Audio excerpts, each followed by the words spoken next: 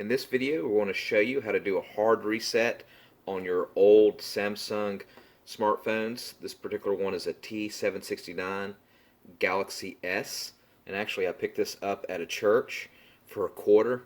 This is 2022 right now, and they're worth about 40 or 50 bucks, so I'm going to flip it on eBay.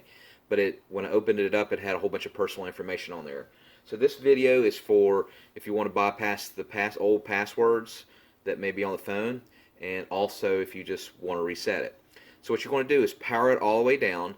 You want to make sure it's plugged in, and you got the volume up and the volume button down right here on the side on most old Samsung Galaxy phones, and then you got the power button right here.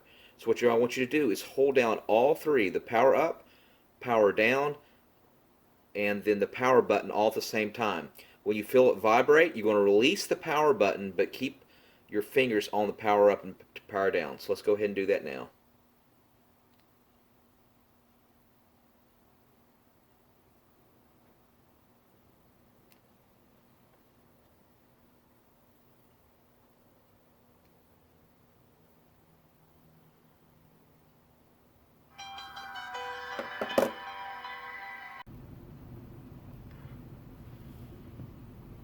Verifying internal MMC block.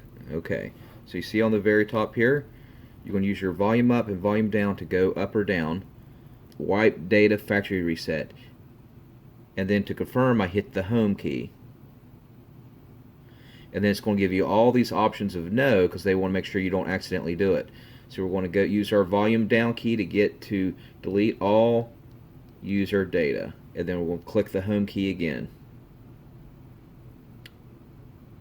Then that's going to take about 4 or 5 minutes, and that should just go ahead and reset everything.